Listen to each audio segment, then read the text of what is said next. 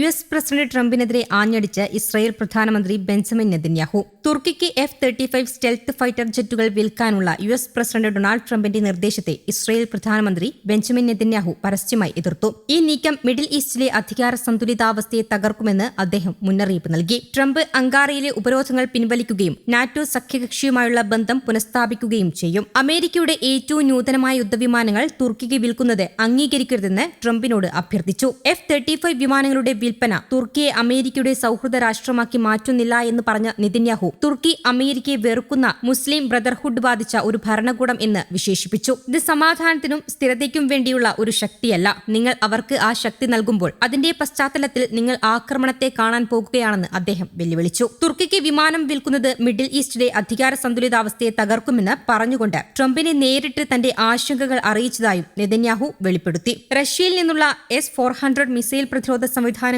വാങ്ങിയതിന് അങ്കാറയ്ക്ക് മേൽ ഏർപ്പെടുത്തിയ ഉപരോധങ്ങൾ America പിൻവലിക്കുമെന്ന് NATO ഉച്ചകോടിക്കായി തുർക്കി സന്ദർശിച്ചപ്പോൾ Trump പ്രഖ്യാപിച്ചതിന് മണിക്കൂറുകൾക്ക് ശേഷമാണ് അദ്ദേഹത്തിന്റെ പരാമർശം. രാജ്യത്തിന് F-35 യുദ്ധവിമാനങ്ങൾ വിൽക്കാൻ താൻ തയ്യാറാണെന്ന് അദ്ദേഹം സൂചിപ്പിച്ചു. അദ്ദേഹം അമേരിക്കൻ ഐക്യനാടുകളുടെ പ്രസിഡന്റാണ്. അമേരിക്കയ്ക്ക് നല്ലത് ചെയ്യുന്നതാണ് എന്തുകൊണ്ടും നല്ലത്. ഞാൻ ഇസ്രയേലിന്റെ പ്രധാനമന്ത്രിയാണ്. ഇസ്രയേലിന് പ്രധാനപ്പെട്ടതാണ് ഞാൻ ചെയ്യുന്നത്. മിക്കപ്പോഴും ഇവയെല്ലാം സമാനമാണ്. അതേസമയം പശ്ചിമേഷ്യൻ യുദ്ധ സാഹചര്യം കലുഷിതമായി തുടരുന്നതിനിടെ അമേരിക്കൻ പ്രസിഡന്റ് ഡൊണാൾഡ് ട്രംപും ഇസ്രായേൽ പ്രധാനമന്ത്രി ബെഞ്ചമിൻ നെതന്യാഹുവും തമ്മിൽ ഫോണിൽ സംഭാഷണം നടത്തിയിരുന്നു. വെള്ളിയാഴ്ച നടന്ന ഈ ഫോൺ സംഭാഷണത്തിന് പിന്നാലെ ഇരുവരും ഉടൻ തന്നെ നേരിൽ കാണാൻ തീരുമാനിച്ചതായി ഇസ്രായേൽ പ്രധാനമന്ത്രിയുടെ ഓഫീസ് വൃത്തങ്ങൾ സൂചിപ്പിച്ചു. ഇറാൻ, ലെബനൻ എന്നിവിടങ്ങളിലെ നിലവിലെ യുദ്ധ സാഹചര്യങ്ങളും വെടിനിർത്തൽ സാധ്യതകളുമാണ് ഇരു നേതാക്കളും തമ്മിൽ ചർച്ച ചെയ്തത്. ലെബനനിൽ വെടിനിർത്തൽ പ്രഖ്യാപിക്കുന്നതുമായി ബന്ധപ്പെട്ടും ഇറാനുമായുള്ള യുദ്ധം അവസാനിപ്പിക്കാൻ അമേരിക്കയുടെയും സഖ്യരാജ്യങ്ങളുടെയും നേതൃത്വത്തിൽ നടക്കുന്ന നയതന്ത്ര നീക്കങ്ങളെക്കുറിച്ചും ഇരുവരും സംസാരിച്ചതായാണ് വിവരങ്ങൾ.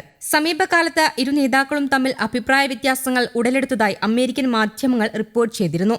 ഇതിന്റെ പശ്ചാത്തലത്തിൽ കൂടിയാണ് പുതിയ കൂടിക്കാഴ്ചയ്ക്ക് കളമൊരുങ്ങുന്നത്. ലെബനനിലെ സൈനിക നീക്കങ്ങൾ പരിമിതപ്പെടുത്താനും ഇറാനുമായി നയതന്ത്ര തലത്തിൽ ഒരു ധാരണയിൽ എത്താനുമാണ് ട്രംപ് ഭരണകൂടം ശ്രമിക്കുന്നത്. ഖത്തർ, പാകിസ്ഥാൻ തുടങ്ങിയ രാജ്യങ്ങളുടെ മധ്യസ്ഥതയിൽ ഇതിനായുള്ള ചർച്ചകൾ പുരോഗമിക്കുകയാണ്. നയതന്ത്ര ചർച്ചകളോട് നെതന്യാഹുവിന് കടുത്ത വിയോജിപ്പുണ്ട്. സൈനിക സമ്മർദ്ദം ശക്തമാക്കി ഇറാന്റെ ആണവ സൈനിക അടിസ്ഥാന സൗകര്യങ്ങൾ പൂർണ്ണമായും തകർക്കാനാണ് ഇസ്രയേൽ ലക്ഷ്യമിടുന്നത്. അമേരിക്കയും ഇസ്രയേലും തമ്മിലുള്ള തന്ത്രപ്രധാനമായ ബന്ധം ശക്തമായി തുടരുന്നുണ്ട്. പശ്ചിമേഷ്യൻ വിഷയത്തിൽ ഇരു രാജ്യങ്ങൾക്കുമിടയിൽ ഒരു സമവായത്തിൽ എത്തുക എന്നത് നിർണായകമാണ്. ഇന്ന് നടന്ന നേരിട്ടുള്ള കൂടിക്കാഴ്ചയിൽ യുദ്ധത്തിന്റെ ഭാവിയെ സംബന്ധിച്ച സുപ്രധാന തീരുമാനങ്ങൾ ഉണ്ടാകും.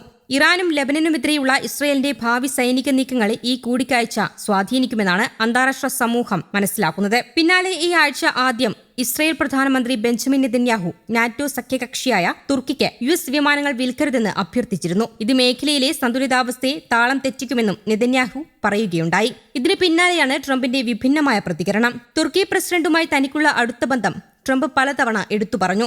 ഇറാനുമായുള്ള യുദ്ധസമയത്ത് തുർക്കി കാണിച്ച വിശ്വസ്തതയെ അദ്ദേഹം പ്രശംസിച്ചു. ഉർദുഗാനുമായുള്ള തന്റെ സൗഹൃദം കാരണമാണ് താൻ ഈ ഉച്ചകോടിയിൽ പങ്കെടുത്തതെന്നും ട്രംപ് വ്യക്തമാക്കി. News desk, Kerala Kaumudi.